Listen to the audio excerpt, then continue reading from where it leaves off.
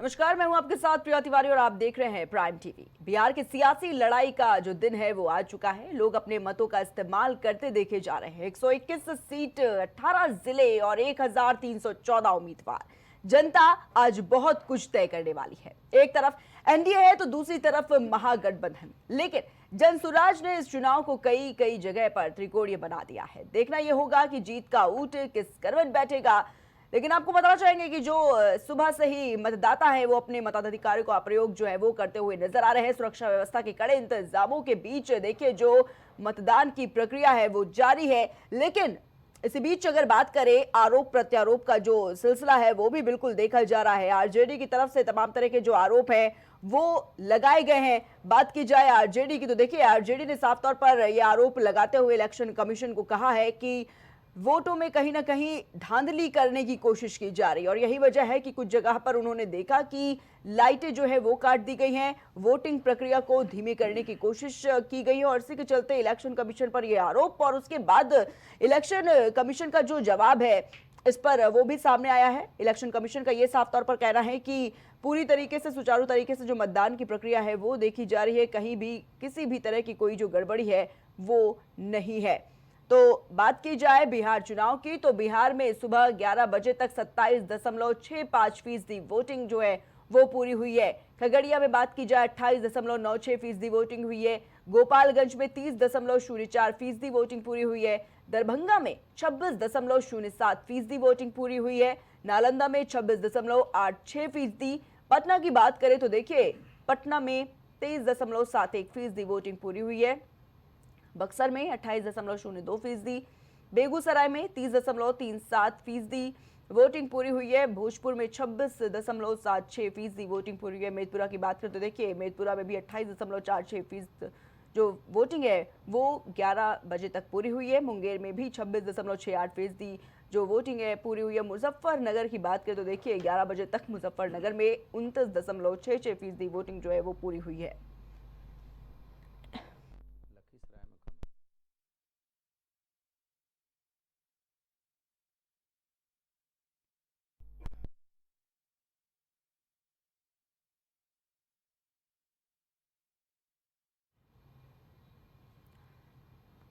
तो देखिए बिहार में पहले चरण का जो मतदान है वो हो रहा है। सुबह 7 बजे से मतदाता अपने मताधिकार का प्रयोग करते हुए नजर आ रहे हैं सुरक्षा के कड़े इंतजामों के बीच। और आज इसी पर हम चर्चा करेंगे क्योंकि लगातार अपने मैनिफेस्टो में तमाम तरह के दावे और वादे लोग करते हुए नजर आए थे। पार्टीज तमाम तरह के वादे करती हुई नजर आई थी। लेकिन बिहार की जनता को किस पर कितना भरोसा है, किस पर देखा जाएगा, क्योंकि तमाम ऐसे बड़े मुद्दे देखने को मिले, चाहे वो युवाओं का मुद्दा हो, चाहे वो महिलाओं का मुद्दा हो या फिर बात करें किसानों का मुद्दा हो। और इन तमाम मुद्दों को साधने में दोनों तरफ से जो गठबंधन है वो देखने को मिले। लेकिन आज इसी पर चर्चा करेंगे और हमारे साथ कांग्रेस पार्टी से स्टूडियो से रवि प्रताप सिंह जी जुड़े और कुछ ही देर में हमारे साथ भारतीय जनता पार्टी से भी विकास पांडे जुड़े होंगे। लेकिन बताना चाहेंगे सबसे पहले रवि प्रताप सिंह जी, बहुत बहुत स्वागत है आपका प्राइम चर्चा में।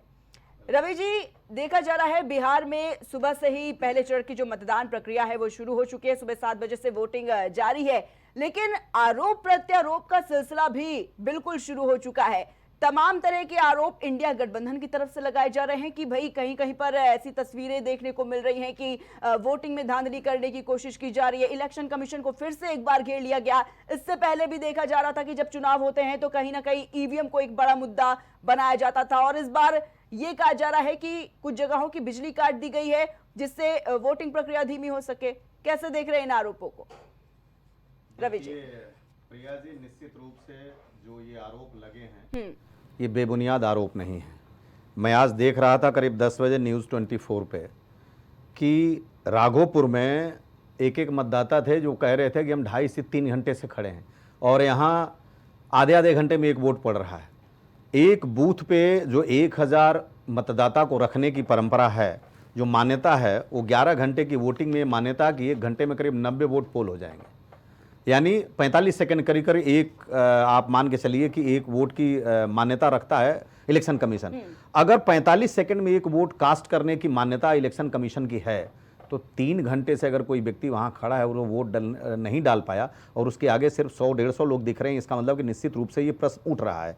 दूसरी बात मैं आपको बताना चाहूं कि वोट का परसेंटेज बहुत ह्यूज वोटिंग हो रही है।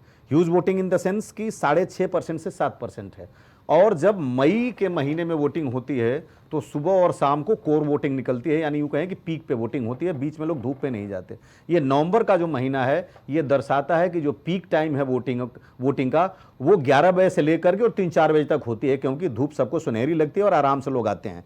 तो इसको देखते हुए जो सुबह के 11 बजे तक आपने वोटिंग का परसेंटेज बताया कि लगभग 27.65 है, ये एक हाईएस्ट वोटिंग की तरफ जा रहा है। और जब भी अगर ह्यूज वोटिंग होती है तो वो ये दर्शाता है कि ये एंटी इनकम्बेंसी का द्योतक होता है। जब भी मास वोटिंग होती है 60% से ऊपर तो निश्चित रूप से वो वोटर निकल के आते हैं जो सत्ता से दुखी होते हैं। तो ये भी एक इशारा है। अब आते हैं कि 3 तरह के वोटर होते हैं प्रिया जी, एक वो वुमेन वोटर हैं, दूसरे यूथ वोटर हैं और तीसरे जो ओल्ड एज के लोग हैं।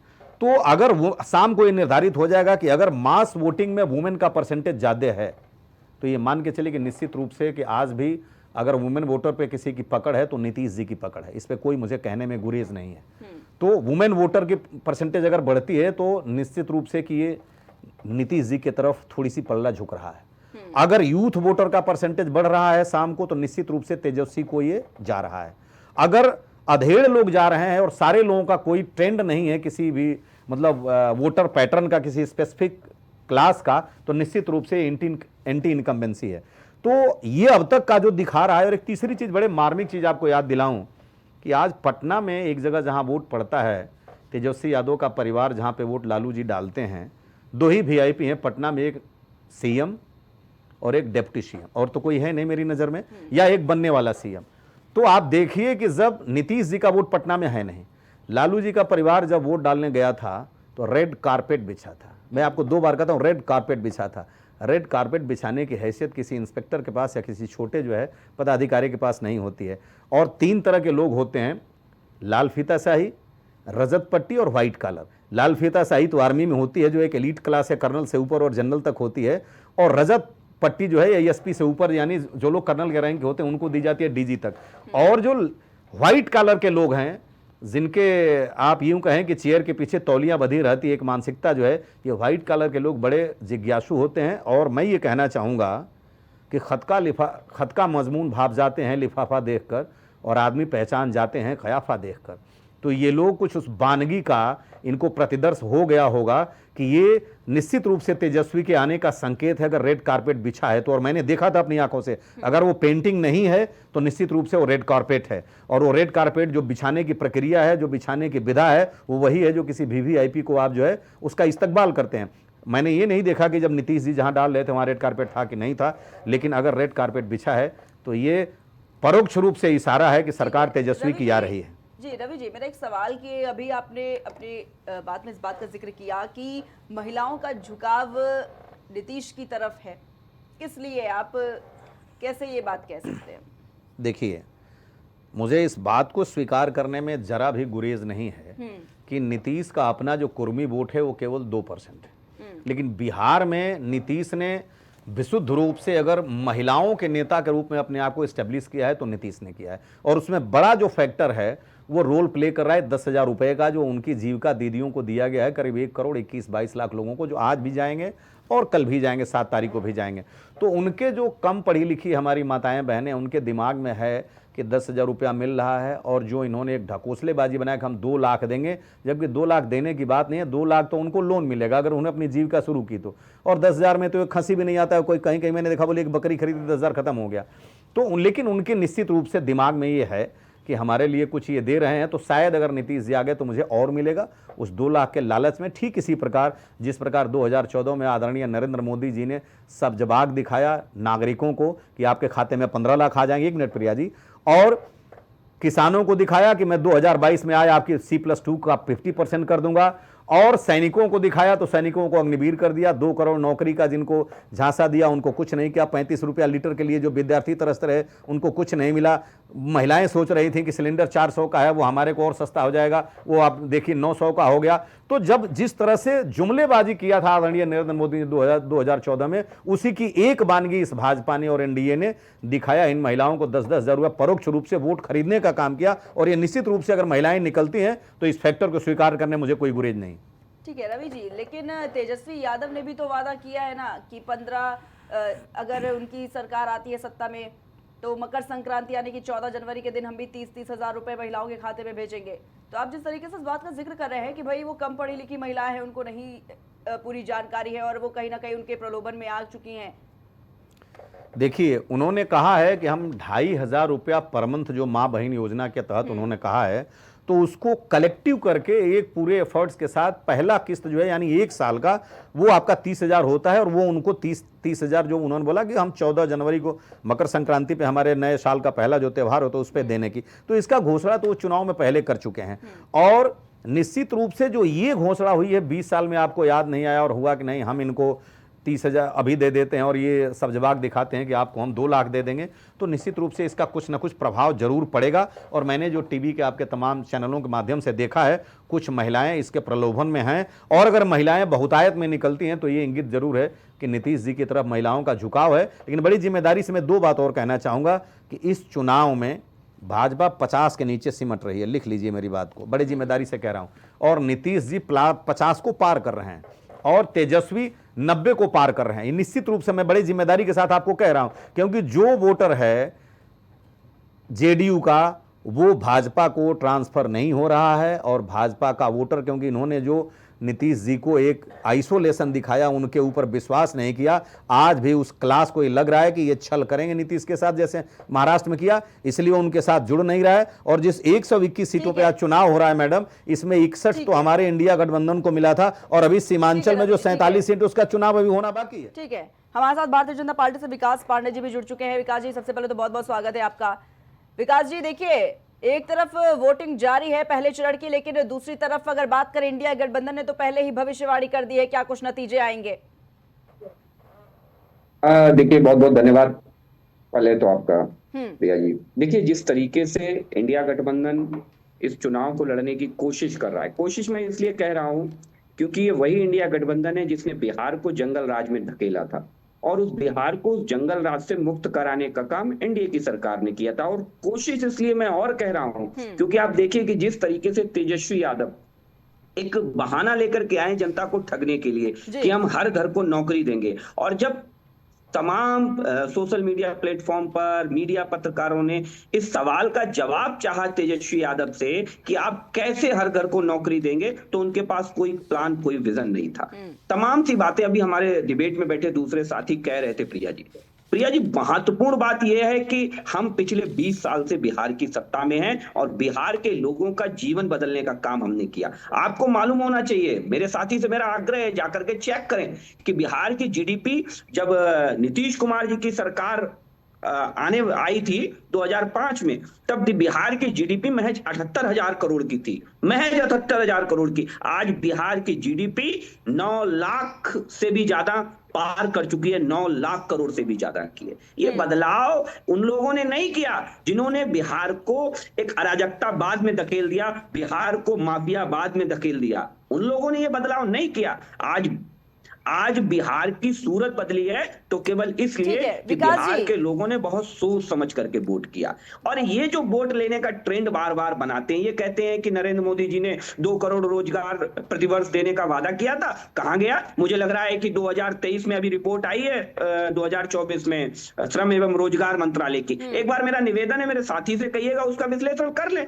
श्रम एवं रोजगार मंत्रालय की अपनी रिपोर्ट में स्पष्ट कहा है कि 2004 से लेकर 14 तक इस देश में 17.5 करोड़ रोजगार माननीय मोदी जी की सरकार में दिए गए, 17.5 करोड़। और इसी ड्यूरेशन में 2004 से 14 तक 10 साल के ड्यूरेशन में यूपीए की सरकार, इसी महागठबंधन की सरकार ने महज 2.5 करोड़ लोगों को रोजगार दिया। तो मुझे लगता है कि देश की जनता को जो छलने का काम करते रहे हैं, जो गुमराह करने का काम करते रहे, हम सबको याद है पूरे देश में हाई पेट्रोल हाई डीजल का हाई तौबा मचाने वाली कांग्रेस पार्टी, ये महागठबंधन के लोग, जब हिमाचल में इनकी सरकार बनी तो इनकी कैबिनेट ने जानते पहला डिसीजन क्या दिया?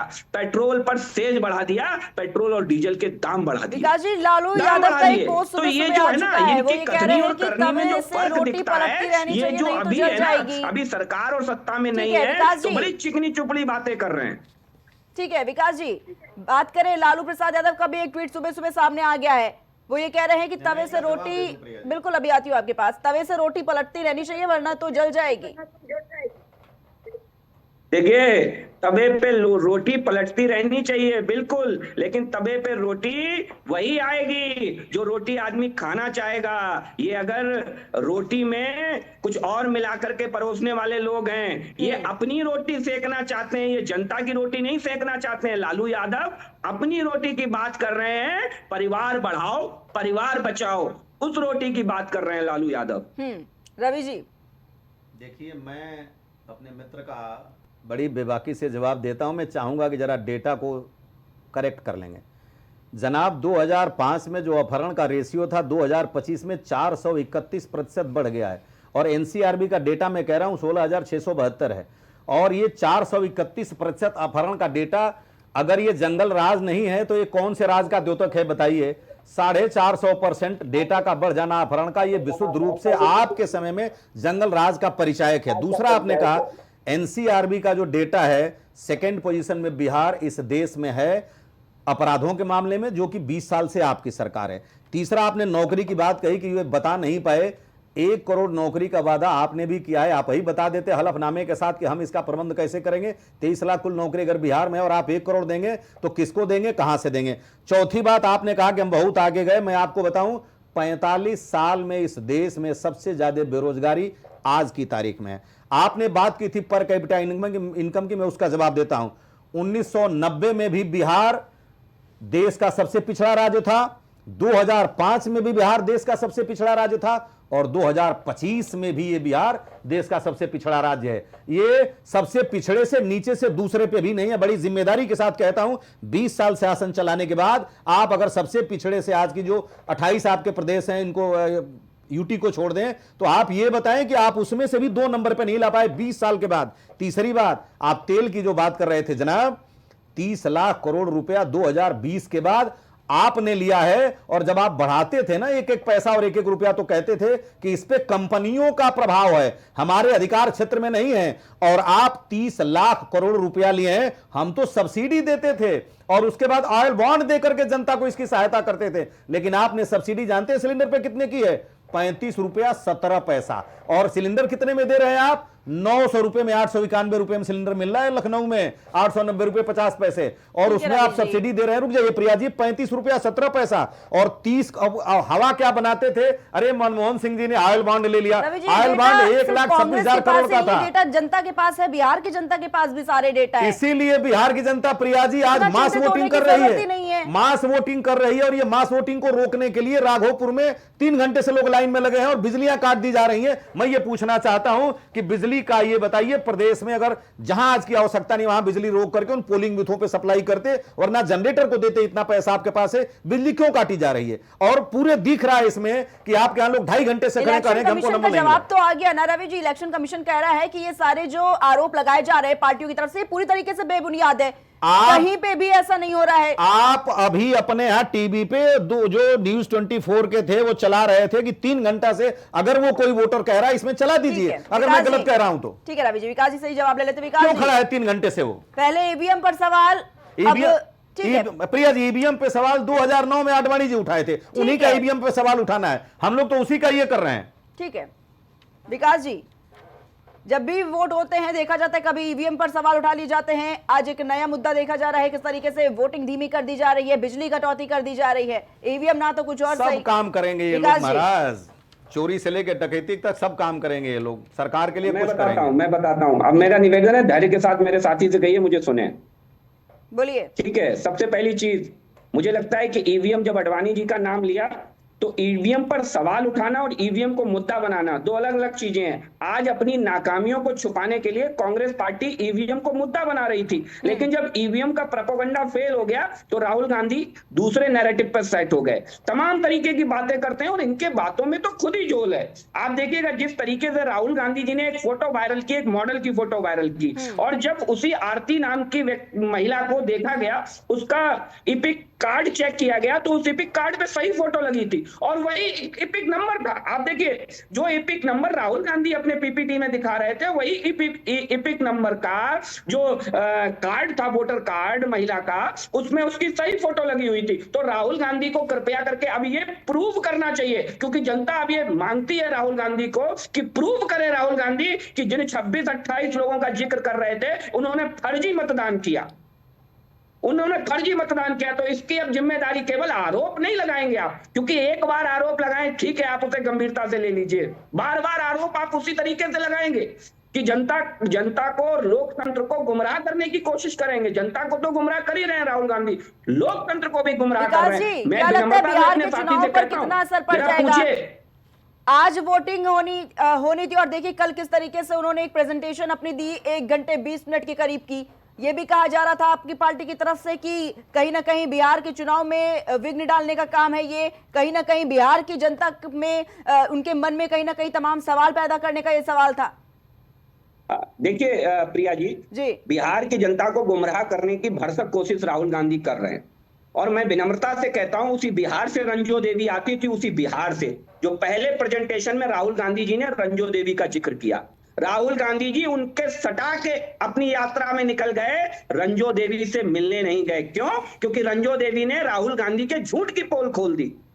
तो मुझे लगता है राहुल गांधी झूठ के फैक्ट्री के मालिक हैं। जो फैक्ट्री झूठ की चलाई जा रही है इंडी गठबंधन में, उसके मालिक बनने की कोशिश राहुल गांधी कर रहे हैं। दूसरी चीज, पटना को लेकर के मैं बार बार कहता हूं, बिहार में जब जंगल राज की हम बात करते हैं, आप तमाम उदाहरण देते हैं, लेकिन जनता को यह नहीं बताते हैं कि पटना की मिस पटना को ले जाकर के बलात्कार किया जाता है, सामूहिक बलात्कार, और उसकी डेड बॉडी लालू यादव के साले के गैराज में मिलती है।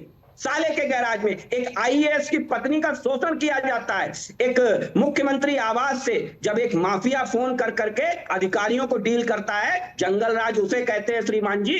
तो मुझे लगता है कि आपको जंगल राज की परिभाषा को समझना पड़ेगा, और बिहार की जनता ने समझा ना, इसीलिए तो आपको 20 साल तक बिहार की सत्ता से दूर रखा। और आप तैयारी कर लीजिए, 14 नवंबर को आप दोबारा बिहार की सत्ता से बाहर जा रहे हैं। ठीक है रवि जी।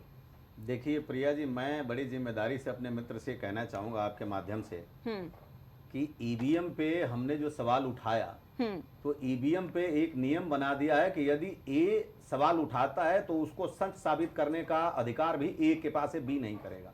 तो अगर हम करते हैं तो हम इतने एक्सपर्ट नहीं है कि हम जाके साबित कर पाए। अगर मैं चाहूं कि किसी एक्सपर्ट व्यक्ति से वहां साबित करा पाऊं तो इन्होंने नियम से उसको बरतरफ कर दिया है। ये है इनका खेल ईवीएम के साथ। और आज आप वीवीपैट के साथ संपूर्ण ईवीएम को मिलान को कंपलसरी कर दीजिए कि इस पर्टिकुलर बूथ पे 1000 वोट पड़ा, इसको हम पर्ची से मिलान कर देते हैं। ये आपने रोक रखी है। तीसरी बात आपने कहा कि उसका ईपिक नंबर के साथ उसका फोटो सही आया। महाराज राहुल गांधी जी ने चैलेंज करके कहा है कि हरियाणा इलेक्शन कमीशन की वेबसाइट से लिया गया, उपलब्ध कराया गया उनका निर्वाचन सूची है। उस सूची में यदि कोई अंतर है तो आप अपनी सूची को जारी करते, इलेक्शन कमीशन जारी करता और कहता कि ये मेरे वेबसाइट की सूची नहीं, ये गलत सूची है, ये मैनिपुलेटेड सूची है, तो हम मान लेते कि आप गलत कर रहे हैं। तो आप सूची तो दिखा नहीं रहे। दूसरी बात आपने क्या कहा कि इनके यहां बलात्कार होता है। महाराज सेंगर जी क्या करते हैं बलात्कार के बाद? तो लखनऊ अगर लड़की आती है तो उसके गवाहों को भी मार देते हैं। आपके यहां देखिए रोड पे खड़ा होकर लोग अश्लील वीडियो बनाते हैं। उसकी बात में आप मत जाइए, वरना बहुत दूर तक बातें जाएंगी। और देखिए सबसे बड़ी बात मैं आपसे कहना चाहता हूं, काम की वानगी किए, ये नहीं बता रहे हैं कि 9 लाख लीटर चूहे शराब पी गए, ना ये बता रहे हैं कि पुलों को चूहे कुतर गए, न ये बता रहे हैं कि मोकामा में अनंत सिंह जैसे व्यक्ति को जेल से छोड़ करके लाए लड़ाने के लिए और फिर 3 दिन तक घूमते रहे, सरेआम गोली मरवा दिए और उसके बाद ये अब जा रहे हैं। और 431% जो जंगल राज था तो हुआ ही। अब ये भी तो नहीं बताया महाराज आप कि नीतीश कुमार जी के साथ यदि स्टेजवा तो साझा कर देते, बड़ा मजा आ जाता भैया। वो भी आप नहीं किए एक दिन भी। और आप नीतीश कुमार जी को किनारे किनारे घुमा रहे थे और चेहरा पे आप जहां जहां चुनाव लड़े सबको पता है कि सिंधे से लेकर के महाराष्ट्र, राजस्थान और क्या बोलते हैं आपके यहाँ आसाम तक आपने किसको किसको क्या वानगी दिखाई। ये नीतीश बाबू बड़े समझदार हैं। और आप लोग जो चाहते हैं कि नीतीश बाबू को निपटा करके भाजपा आएगी, नीतीश बाबू इस बार आपको निपटा रहे हैं। और ललन सिंह को लेकर झुंझुना बजाइए 14 तारीख को। होने वाला कुछ नहीं, आप दिल्ली तक स्थिर हो रहे हैं, याद रखिए इस बात को, दिल्ली तक स्थिर हो रहे हैं आप। और यही नीतीश बाबू आपको आपकी लंका में आग लगा देंगे। आपने एक हनुमान जी को भेजा था लंका में आग लगाने के लिए 2020 में ना, जो तेजस्वी पासवान जी को, चिराग पासवान जी को, अब यही नीतीश जी ठीक है आपको रवि उसी जी। ढर्रे पे राजनीति करके ठीक है, आपको विकास जी। हाशिए पे लगा देंगे, आपको 14 को पता चल जाएगा। ठीक है विकास जरा जी, सीमांचल बार का चुनाव होने बार दीजिए। नीतीश कुमार को ये जो टारगेट करने की कोशिश ये भी कहा जा रहा है भारतीय जनता पार्टी की तरफ से, और कहीं ना कहीं ये सवाल कि कभी उनके स्वास्थ्य को लेकर एनडीए देखा जाता है कि कैसे उनको दरकिनार करने के लिए पूरी प्री प्लानिंग की जा रही है, और ये भी कि कहीं ना कहीं जब बिहार में चुनाव हो जाएगा तो ये जनता भी देख लेगी कि कैसे दरकिनार करने की पूरी तैयारी में है एनडीए। विकास जी। है कि नीतीश कुमार जी को लेकर के जितनी चिंता भारतीय जनता पार्टी एनडीए के लोगों को नहीं है, उससे बहुत ज्यादा चिंता उन लोगों को है जिन्होंने नीतीश कुमार जी को हाशिए पर करने की कोशिश की है। एक बार नहीं है, ये कई बार हो चुका है। और दूसरी बहुत महत्वपूर्ण चीज, नीतीश कुमार जी का स्वास्थ्य कैसा है, नीतीश कुमार जी कैसे हैं, क्या करेंगे, इसको लेकर के हमारी एनडीए की गठबंधन ने स्पष्ट कहा है नीतीश कुमार जी हमारे मुख्यमंत्री हैं, हमारे मुख्यमंत्री रहेंगे। तो मुझे लगता है कि इस बात के बाद अब जो मुख्यमंत्री नहीं है, घोषित तो उसे करना था कि वो मुख्यमंत्री नहीं है साहब, हम मुख्यमंत्री इन्हें बनाएंगे। क्यों आखिर आपने घोषित किया साहनी को, क्यों घोषित किया तेजस्वी यादव को? इसीलिए ना कि वो मुख्यमंत्री थे नहीं, वो उप मुख्यमंत्री थे नहीं, इसीलिए तो घोषित किया ना। अब जो हैं उन्हें दोबारा से घोषित करो। अरे भाई वही है 20 साल से मुख्यमंत्री। आप हर बार ये नैरेटिव चलाते हैं, हर बार ये कोशिश करते हैं। हमारी सीटें 2015 में नीतीश कुमार से ज्यादा आई थी, लेकिन मुख्यमंत्री कौन था? नीतीश कुमार जी थे। तो ये भारतीय जनता पार्टी के काम करने की शैली है। तो ये बात कांग्रेस पार्टी और इंडी गठबंधन को समझ में नहीं आएगी। आप बार बार तमाम तरीके की बातें करते हैं। उस बिहार को याद करिए, मेरे साथी से कहिए कि उत्तर प्रदेश का एक गुंडा जाकर के, एक शूटर जाकर के बिहार के अंदर मंत्री की हत्या कर देता है और बिहार की सरकार मौन बनी रहती है। उस गुंडे को उसके अंजाम तक किसने पहुंचाया? उत्तर प्रदेश की भारतीय जनता पार्टी की विकास जी, राघोपुर सीट की बात करें, ठीक है रवि जी आऊंगी आपके पास। हत्याएं करवा ठीक है विकास जी। बिहार में तो लालू यादव खुद अपना एक गैंग चला रहे थे बिहार को बर्बाद करने के लिए। विकास जी देखिए, ये बिहार के जो वासी है वो बहुत अच्छे से जानते हैं और अपना मन पहले ही बिहार की जनता बना चुकी है। राघोपुर सीट की बात कर लेते हैं विकास जी, किस तरीके से देख रहे हैं, क्योंकि राघोपुर सीट वही सीट है जो तेजस्वी यादव का किला मानी जाती है और ये कहा जाता है कि आरजेडी परिवार की ये सीट है। लेकिन एनडीए की बात करें, भाजपा ने यहाँ 2015 और 2020 में सतीश कुमार को उम्मीदवार के तौर पर खड़ा किया था। देखा गया कि कैसे तेजस्वी यादव ने उनको हराया, लेकिन एक बार फिर से उन्हीं पर विश्वास जता रही है एनडीए, फिर से सतीश कुमार। क्या लगता है इस बार का ये जो मुकाबला है किस तरीके से आपकी नजर में है? देखिए बहुत रोचक मुकाबला होगा। निश्चित तौर पर राघोपुर का भी मुकाबला बिहार की जनता जवाब देने वाली है और राघोपुर की भी जनता जवाब देने वाली है। आप मुख्यमंत्री, आप विधायक रहते हुए, बिहार की जनता का प्रतिनिधित्व करते हुए, राघोपुर की जनता का प्रतिनिधित्व करते हुए आपने कितना समय दिया राघोपुर को, आपने कितने काम किए राघोपुर में, इस बात का भी द्योतक होगा ये चुनाव। ये बताएगा कि परिवारवादी लोग चाहे कहीं से भी चुनाव लड़े, ये वहां की जनता को केवल गुमराह करने में विश्वास रखते हैं, वोट लेकर के गायब होने में विश्वास रखते हैं। और राघोपुर से ही देखिए विकास जी, ये भी बात कही जा रही है वोट में फिर से धांधली करने की कोशिश। देखिए ये तो मैं दिलचस्प कह रहा हूं मुकाबला भी है, लेकिन लिखी जा रही है जो राहुल गांधी की कल प्रेस कॉन्फ्रेंस हो या तमाम इस तरीके का प्रोपोगंडा हो, ये एक पटकथा है जो इंडी गठबंधन ने पहले ही स्क्रिप्ट लिखना चालू कर दिया है कि हमें हारना है तो हमें क्या बहाना बनाना है। ठीक है रवि जी। देखिए विकास भाई, झूठ बोलने की भी एक अपनी इम्तहान है। आप 15 साल से ज़्यादा शिवराज भाई वहाँ पे मुख्यमंत्री थे और जीतने के बाद आपने वो जो लाडली योजना, लाडली बहना योजना चलाए और अपनी सत्ता में आपको फिर लेकर के आए। मेरे ख्याल से अगर मैं गलत नहीं हूँ तो शायद 17-18 साल रहे थे वो। तो उसके बाद भी आपने उनको निपटा करके, और जानते हैं आपने उनको भेजा आंध्र प्रदेश और अब लेके आए हैं दिल्ली। और आसाम में भी सर्वदानंद सोनेवाल के नाम पे लड़ रहे थे और चेहरा था, पता ही नहीं चला आप कब जो है इनको, जिनके ऊपर आप बुकलेट जारी करते थे उनको लेके आ गए। और कोल घोटाला भी करते थे, यही नवीन जिंदल का अपने पार्टी में 24 में मिला लिए। और आप कहते हैं परिवार की पार्टी, तो आपको और जरा बता दूं, सुन लीजिए, पासवान से बड़ी परिवार की पार्टी कोई है क्या? मांझी से बड़ी कोई परिवार की पार्टी है क्या? अनुप्रिया पटेल से बड़ी कोई पार्टी है क्या? देवगौड़ा की पार्टी से बढ़कर के कोई अपनी पार्टी है क्या? जयंत चौधरी से बढ़ के कोई अपनी परिवार की पार्टी है क्या? ये सारे लोग आपको सुहाते हैं, लेकिन यहां जो आदमी कोई पद नहीं लिया, 30-30 साल से आपको बड़ा अच्छा लगता है कि बुरा लगता है कि परिवार की पार्टी चलती है? आप बताएं, हमारे नेता ने तो जिम्मेदारी लेके 2019 में इस्तीफा दे दिया और कहा कि पूरे परिवार से कोई नहीं बनेगा। वो परिवार आपको नजर नहीं आता है, और जो आकंठ परिवार में अपने साढ़ू को, अपने समधीन को, अपने उसको दे रहे हैं, आपको याद आ रहा है। और दूसरी चीज, ये एक मिनट नीतीश जी का एक जुमला याद बाकी ना तारा के, भाजपा के कहले रहना कि बड़का झूठा पार्टी नीतीश जी के चला के देख लिया जाओ तनी भाई पाणे जी, विकास भाई लिखल बा, नीतीश जी कहल है कि बड़का झूठा पार्टी है भाजपा। तो जब उन्हीं के दिहल संज्ञा है, उन्हीं के दिहल अलंकार है, तो कितना तू विश्वास करता रह। उसके बाद प्रिया जी, सबसे बड़ी बात कि इन लोगों को जानती हैं, इंडिया कहने में बड़ा तकलीफ होता है, क्योंकि एक मैसेज जाएगा इंडिया का तो ये इंडी कहते हैं। अरे भाई, बीजेपी की परिभाषा बड़का झूठा पार्टी नीतीश जी दिए हैं, और आप जो है नेशनल डिवाइडेड पार्टी है, आप नेशनल डिलीशन पार्टी आप हैं, और आप अपने आप को एनडीए कहते हैं। आपको एनडीए कहने में सुहाता है, लेकिन इंडिया को इंडिया नहीं कहते हैं। मेरे भाई, फर्क पड़ता नहीं अनोखी जबान कहने से, जमी जमी ही रहेगी आसमान कहने से। वक्त पे जो संभल नहीं पाए, बन के तिनके बिखर गए वो लोग। आपके भी बिखरने का समय आ गया है, अभी भी वक्त है। जरा वक्त को पहचान लीजिए और वक्त के सापेक्ष चलिए। कुछ जवाब देंगे इस पर विकास जी? विकास जी, आवाज मिल रही है आपको मेरी? हाँ, मिल रही है। जी बोलिए, तमाम सवाल रख दिए गए आपके सामने। देखिए, मुझे लग रहा है सवालों से ज्यादा मुझे लगता है कि लाख झूठों के, कहते नहीं है कि उनने सबसे बहस करी है, लेकिन झूठों से मत बहस करिए। अरे पेटेंट करा लिया है मोदी जी ने झूठ का, तो अब खाली नहीं है, स्लॉट ही खाली नहीं है। जैसे आपके गृह मंत्री जी कहते हैं ना, प्रधानमंत्री का पद खाली है ना, सीएम का, तो झूठ का जो पेटेंट है वो आप लोगों ने सर्वाधिकार सुरक्षित कर रहे हैं, वो खाली नहीं है कि कहीं मिलेगा भाई। उसके लिए तो हम लड़ ही नहीं रहे हैं। वो कोई वो आप ही को मुबारक हो प्रभु। बहुत बड़े धर्मात्मा है, महात्मा है, क्योंकि कांग्रेस पार्टी में सबसे लंबे समय तक अगर किसी के पास अध्यक्ष रहने का रिकॉर्ड है तो गांधी परिवार के पास है, और उसमें भी तो देश को आजाद कराने में जेल भी गए, माता पिता बहन बेटी सब गए। आपके जैसे वहां मांग करके अंग्रेजों की मुखबिरी करके 60 रुपया लेकर के देश को बांटने का काम नहीं कर रहे थे। आजादी में सब कुछ कर दिया, आनंद भवन तक को दान कर दिया, और समझ लिया कि देश की जनता परिवारवादियों के चुंगल में नहीं फंसने वाली। तब जाकर के राहुल गांधी ने भरे मन से ये लग रहा था कि पद छोड़ते नहीं बन रहा है, और वो भी किसे बनाया? शशि थरूर को नहीं बनाया प्रिया जी।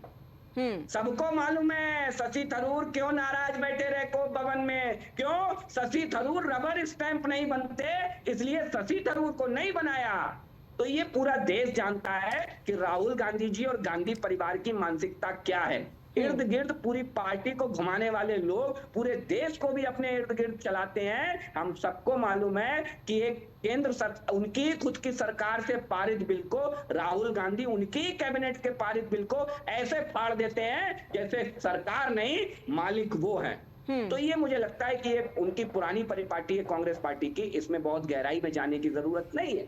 बात बिहार की हो रही है और बिहारियों की हो रही है। बिहार और बिहारियों के जीवन को बदलने का काम एनडीए की सरकार ने किया। जरा सोचिए, जिस 1300 किलोमीटर की यात्रा राहुल गांधी ने जिन सड़कों से होकर के की है प्रिया जी, उन सड़कों पर अगर इंडी गठबंधन का शासन रहा होता, लालू यादव एंड कंपनी का शासन रहा होता, तो उन सड़कों पर महीनों में ये यात्रा पूरी नहीं कर पाते, जो यात्रा इन्होंने चंद घंटों में कंप्लीट कर ली। क्योंकि वहां एनडीए शासन कर रहा था। विकास जी, लेकिन ये बार बार इंडी गठबंधन कहना क्या लगातार देख रहे हैं आप भी, कितनी आपत्ति हो जाती है इससे? नहीं, अब मुझे लगता है कि ये आपत्ति अगर एक बार अपने उस पूरे नाम को, पूरे उस सिनेरियो को पढ़ेंगे तो समझ जाएंगे कि ऐसा क्यों कहा जाता है। और ये कोई हम ही नहीं कहते हैं, ये आम बोलचाल की भाषा में है भाई। तो मुझे लगता है कि एक बार जरा उसे लिखेंगे तो समझ में आ जाएगा मेरे साथी। और फिर सबसे बड़ी बात कि आखिर आपको नाम बदलने की जरूरत क्यों पड़ती भाई?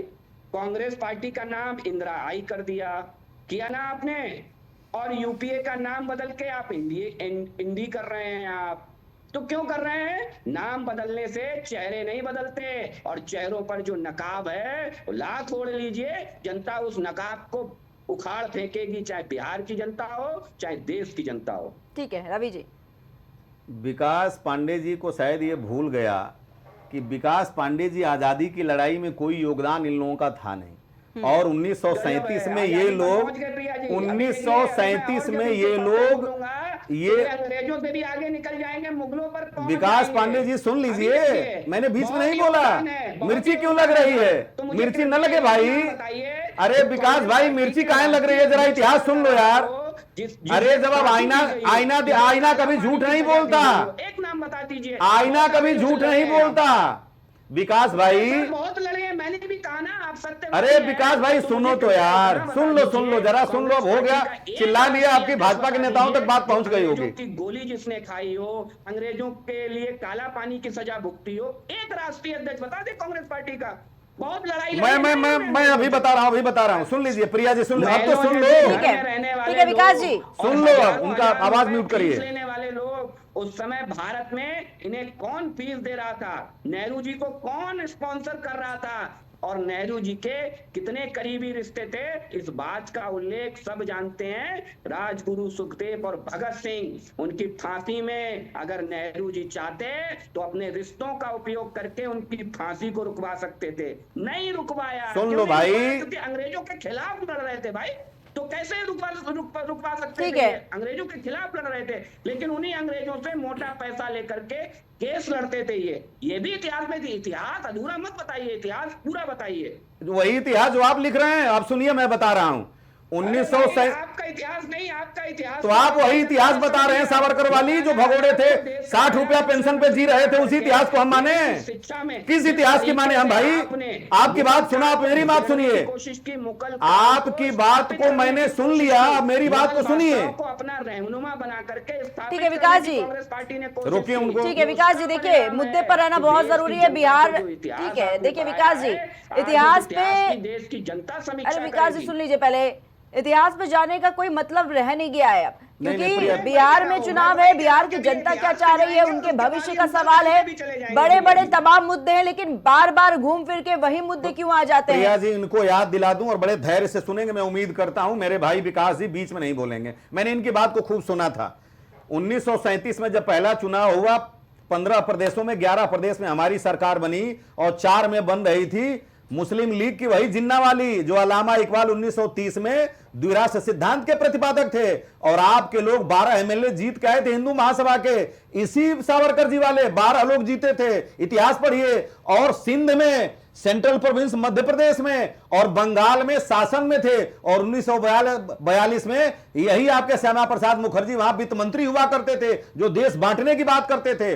और जब आपने बात कही ना लड़ने के बाद, तो हमारे लोग वहां 15-15 साल, पिता भी जेल में रहा, पत्नी भी जेल में रही, मां भी जेल में रहा। आपके यहां जो 2 25-25 साल का उनको कारावास हुआ था, केवल 11 साल काटे और माफी मांग करके बाहर आ गए। और उस माफी के बाद जानते हैं, आपने भारत के संविधान को नकारा, भारत के झंडे को नकारा, और अब बिहार पे आ जाते हैं। सुन लीजिए, बिहार में आपने बिहार के बिहारियों के डीएनए पे प्रश्न उठाया, वो आपको याद नहीं आ रहा है? चरित्र चेहरा देखिए, सावरकर जी के नाम पर विकास जी देखिए तमाम मुद्दे पड़े हुए हैं, सावरकर को लेकर के कहां इधर की बात करते हैं? इतिहास पर क्या बिहारवासियों को वही कांग्रेस पार्टी। अरे भाई, अगर इतने ही खराब इतिहास में जाने की कोई जरूरत नहीं है विकास जी। यही रही है जिसका डीएनए आप चेक कर रहे थे। ठीक है, यही नीतीश जी जो नाखून और बाल भेजे थे डीएनए का, वही चेक करा लेते। ठीक है, बिहार में पहले चरण की वोटिंग हो रही है विकास जी। देखिए, अगर आपकी नजर में इंदिरा जी विकास जी थी, तो कांग्रेस का डीएनए झूठ से चालू हुआ है। ठीक है विकास जी, किसका डीएनए क्या रहा है, ये इससे बिहार की जनता को लेना देना नहीं है। उनके लिए तमाम ऐसे मुद्दे हैं जो अभी भी एक बहुत बड़े मुद्दे बनकर खड़े हुए हैं और उससे उनको निजात नहीं मिल पाई है। चाहे वो बेरोजगारी की बात हो, चाहे वो महिलाओं की सुरक्षा की बात हो, जंगल राज की बात हो, तमाम ऐसे मुद्दे हैं जो अभी भी पड़े हुए हैं। पलायन एक बहुत बड़ा मुद्दा है, और जिस तरीके से लगातार जनसभाएं हो रही है, इसको भी खूब जोर शोर से के साथ उठाया जा रहा है। लेकिन विकास जी से मेरा सवाल है, विकास जी वापस मुद्दे पे आ जाते हैं और सीटों पर जरा बात कर लेते हैं। छपरा की सीट को किस तरीके से देख रहे हैं, जहां पर अगर बात की जाए खेसारी लाल यादव खड़े हुए हैं, कितना लगता है कि ये चुनौती भरा हो सकता है, क्योंकि छोटी कुमारी को बीजेपी ने उतारा है वहां से मैदान में, और एक बड़े स्टार प्रचारक के रूप में खेसारी लाल है इस वक्त?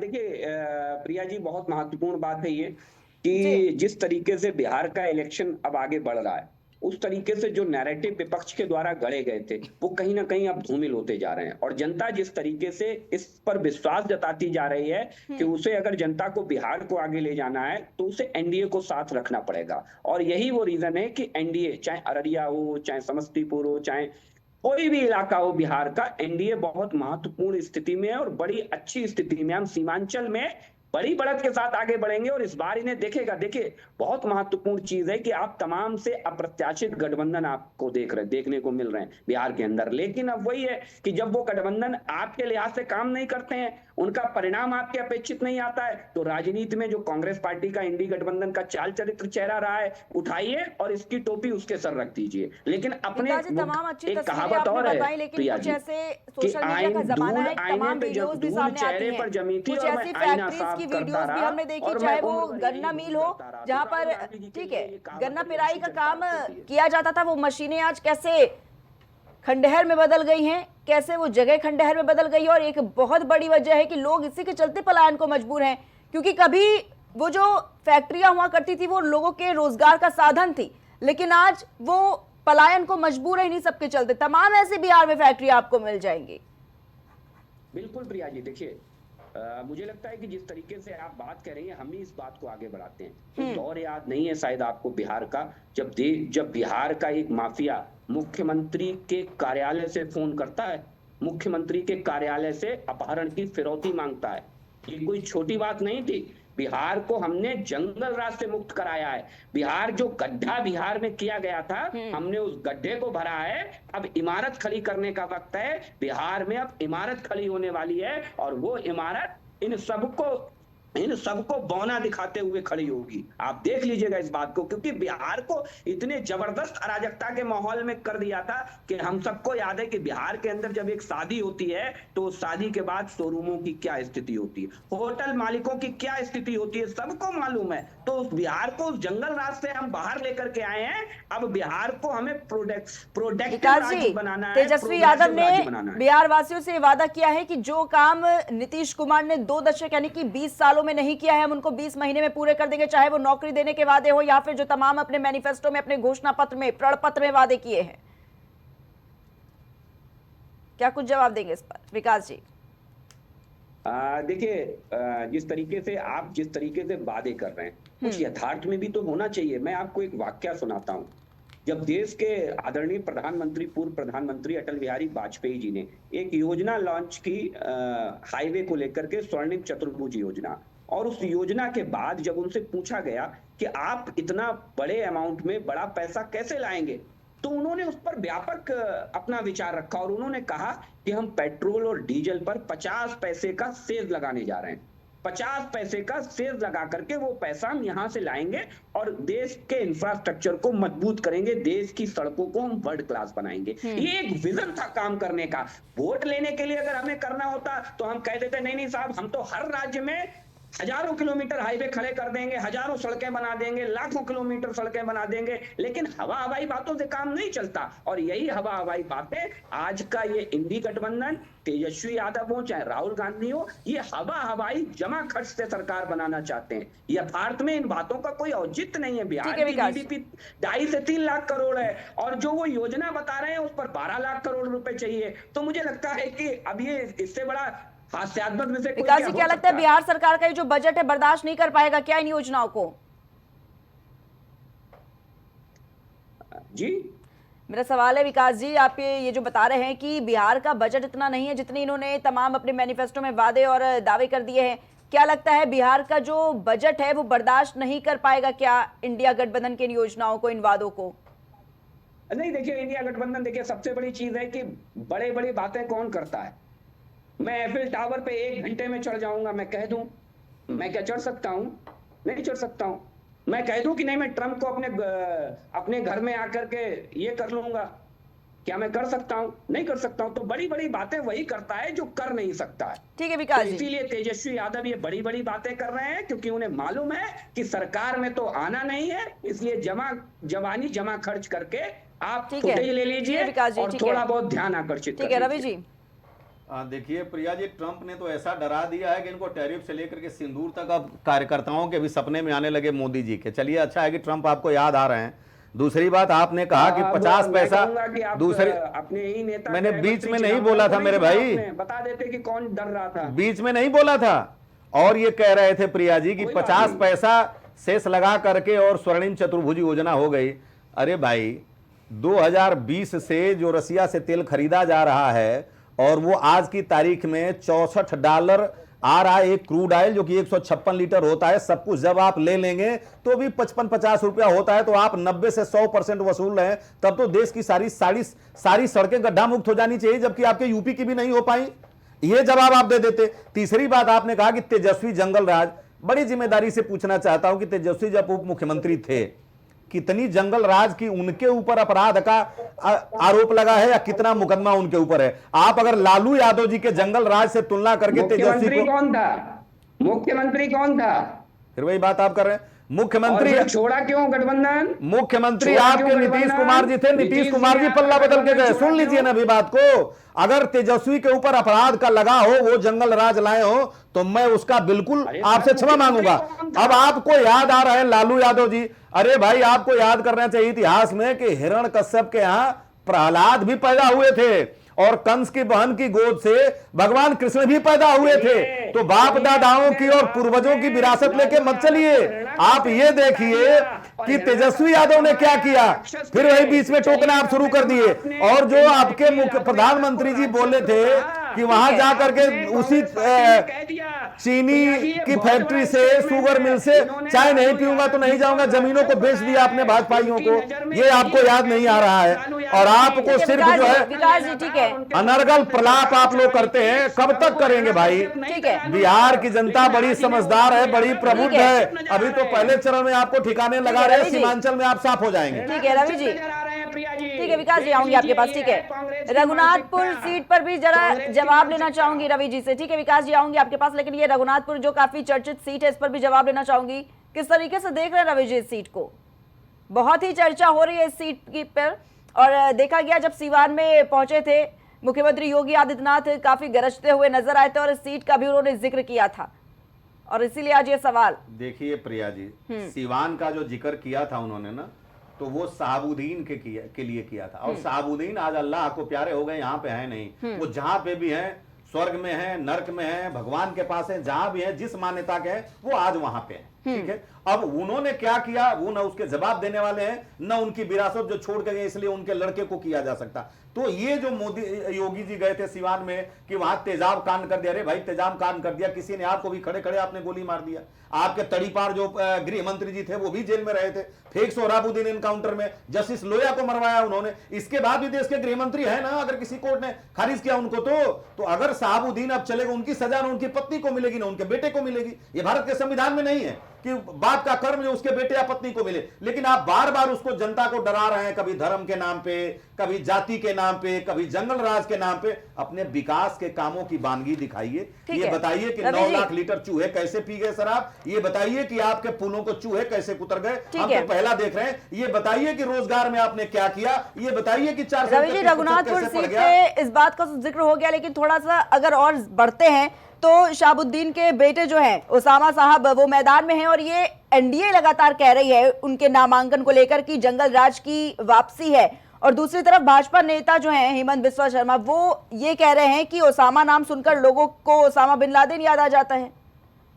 मुझसे पूछ रही हैं? बिल्कुल। ये वाटर गेट वाले हैं क्या हेमंत बिस्वा शर्मा जी, जिनके ऊपर बुकलेट जारी कर रहे थे जाके गृह मंत्री जी? वही है ना शायद, वाटर गेट वाले हैं ना, याद आ गया आपको शायद। तो ये बताइए कि जो इनके यहाँ वाटर गेट का उतना बड़ा करके गए थे और आ करके उनके वॉशिंग मशीन में धुल करके आ गए, तो उनको तो जंगले राज नजर आएगा। जो हमेशा चोरी किया वो करेंगे क्या?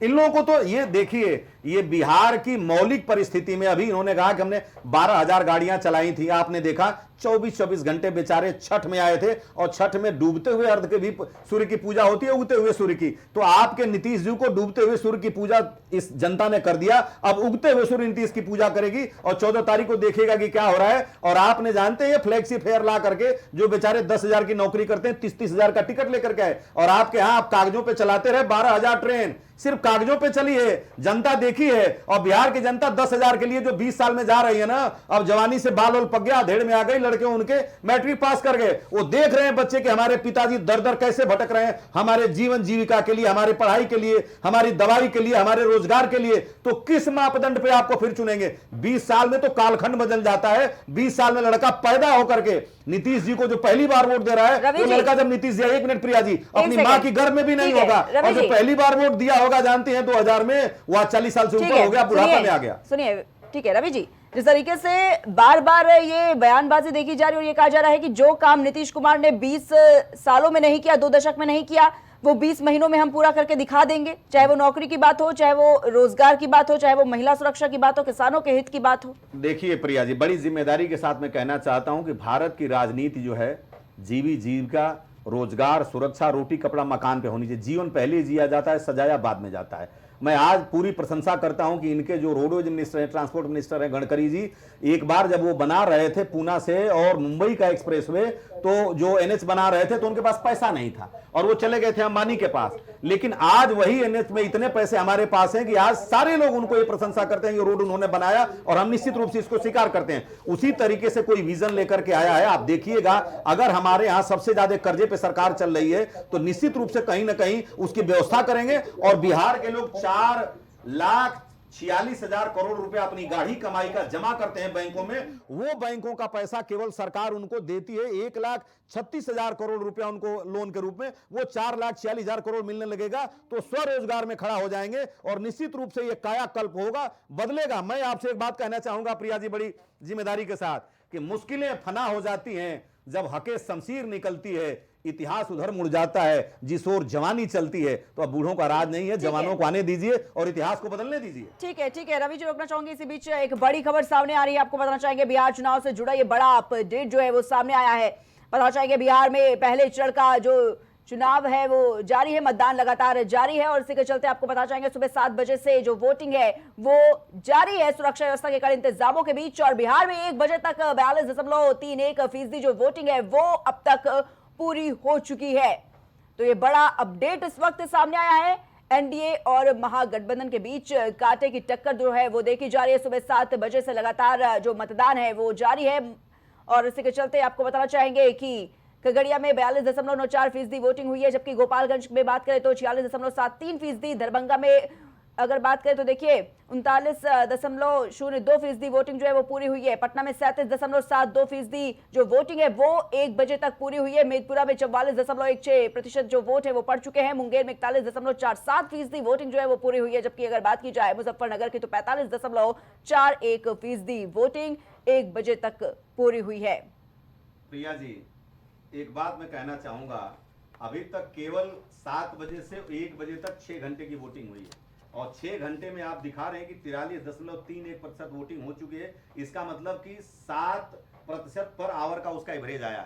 जो 5 घंटे बचे हैं 6 बजे में, अगर ये इसी से गया तो 7×5 = 35, यानी आपके पास ये मान लीजिए कि 80% वोट जाएगा। अगर 5% भी गया तो भी ये मान लीजिए कि 50-25, ये लगभग 70% के पास तक वोटिंग चला जाएगा। अगर बिहार में 70% वोटिंग हुई, इसका मतलब ये परिचायक है कि मास वोटिंग हो रही है, जनता निकल रही है, एंटी इनकम्बेंसी का परिचायक है और ये बुरी तरीके से एनडीए गठबंधन हार रहा है और एनडीए गठबंधन का पलायन हो रहा है। ये दर्शाता है, आप देख लीजिए, बड़ी जिम्मेदारी के साथ कहता हूं, जब भी अगर 65% से कहीं ज्यादा वोटिंग होती है किसी सरकार के खिलाफ तो सत्ताएं बदलती रही हैं और आज यही परिचायक है कि सत्ता बदलेगी। अभी तक जो पीक आवर है वोटिंग का इस जाड़े के महीने में, ये शाम के 5 बजे तक है और अभी 1 बजे तक की रिपोर्टिंग आई है। देखिएगा 1 से 3 का जो आएगा, मेरा अनुमान है कि ये कम से कम 60 के करीब पहुंच जाएगा और अगर ये 60 के करीब पहुंचता है तो निश्चित रूप से ये 5 बजे या 6 बजे तक ये वोटिंग होगी, ये 70 के आसपास तक जाएगी। और अगर 70 के आसपास तक वोटिंग जाती है प्रिया जी, बड़ी जिम्मेदारी से कहता हूं,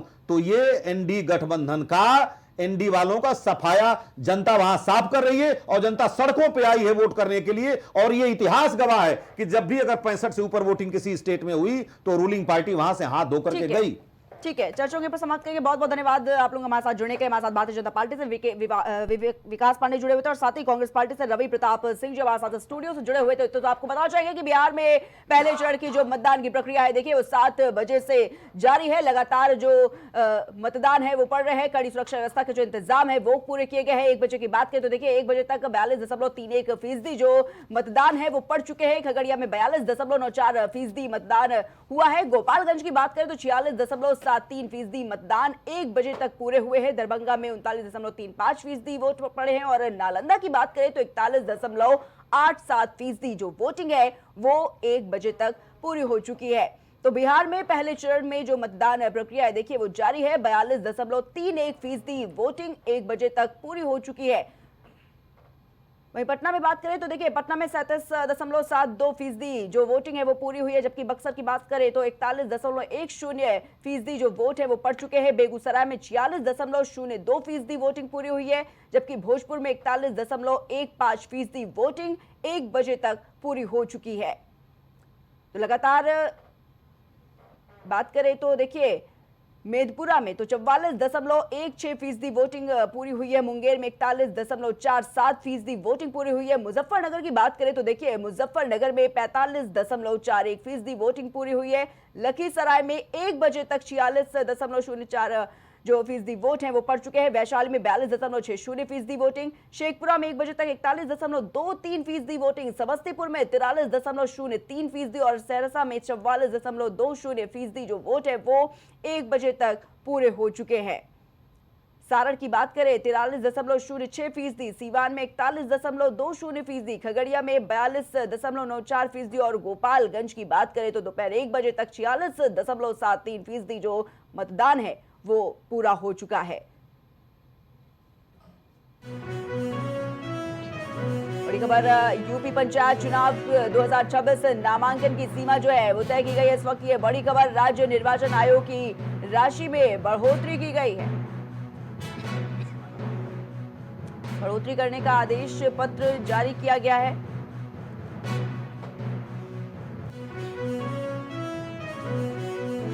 यूपी पंचायत चुनाव 2026 नामांकन की जो सीमा है वो तय की गई है। इसी के चलते आपको बताना चाहिए कि राज्य निर्वाचन आयोग की राशि में भी बढ़ोतरी की गई है।